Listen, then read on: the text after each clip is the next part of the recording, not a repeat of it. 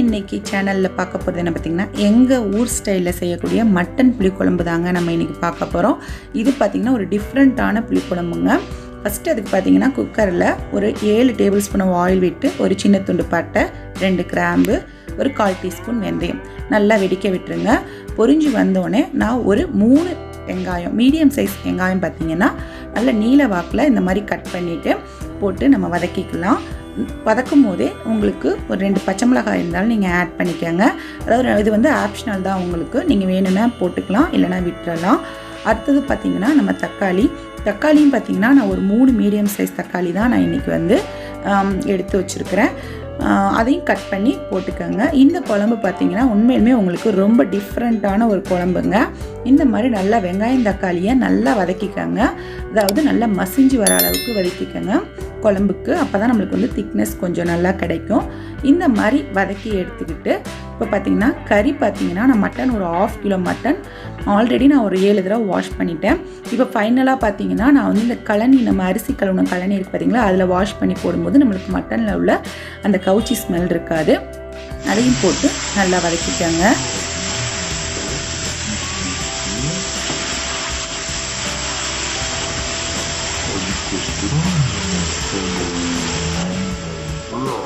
நல்லா இந்த மாதிரி கறி பார்த்திங்கன்னா வெங்காயம் தக்காளி கூட நல்லா வதங்கின விடனே நம்ம ஒரு 1/4 டீஸ்பூன் அளவு மஞ்சள்தூள் சேர்த்துக்கலாம். அதுக்கப்புறம் நம்ம தனி மிளகாத்தூள் பாருங்கள், நான் 1 டீஸ்பூன் அளவு தனி மிளகாத்தூள் ஆட் பண்ணுறேன்.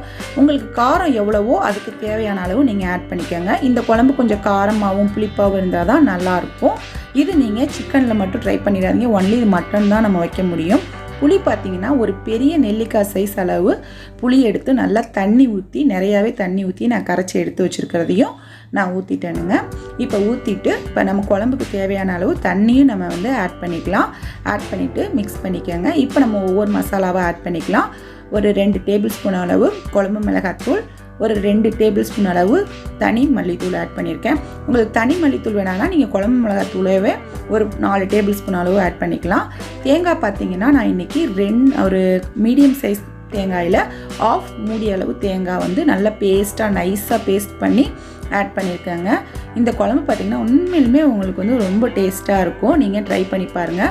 இப்போ கறி பார்த்திங்கன்னா நம்மளுக்கு ஒரு 7 விசில் 8 விசில் வைக்கும் போது நம்மளுக்கு இன்னும் கொஞ்சம் குழம்பு கெட்டியாக இருந்துச்சுன்னா ரொம்ப கெட்டியாக, அதனால் இன்னும் கொஞ்சம் எக்ஸ்ட்ரா நான் தண்ணி ஆட் பண்ணிக்கிட்டேன். இப்போ நம்ம கறி வேக வைக்கிறதுக்கு எவ்வளோ விசிலோ அந்த அளவு நான் இப்போ இன்றைக்கி 8 விசில் வச்சு எடுத்திருக்கேன். அப்போ தான் எனக்கு கறி வெந்துச்சுங்க. உங்களுக்கு இல்லை கொஞ்சம் இளம் ஆட்டு கறியாக இருந்தால் சீக்கிரம் வெந்துருச்சு அப்படின்னாலும் நீங்கள் அதை பார்த்துட்டு அட்ஜஸ்ட் பண்ணி நீங்கள் விசில் விட்டுக்கலாம். பாருங்கள், கறி வெந்துருச்சு. கத்திரிக்காய் பார்த்திங்கன்னா ஒரு முழு கத்திரிக்காயை அப்படியே நான் 4ஆக வந்து கீறி வச்சுருக்கேன். கீறி கழுவி வாஷ் பண்ணி அந்த குழம்புல வந்து போட்டுடலாம். இப்போ நம்ம விசில் விடணும்னு அவசியம் இல்லைங்க, நம்ம அப்படியே நம்ம வேக வச்சுக்கலாம். மூடி போட்டு நீங்கள் ஒரு மீடியம் ஃப்ளேமில் வச்சு கூட வேக வச்சுக்கலாம் காய்களை.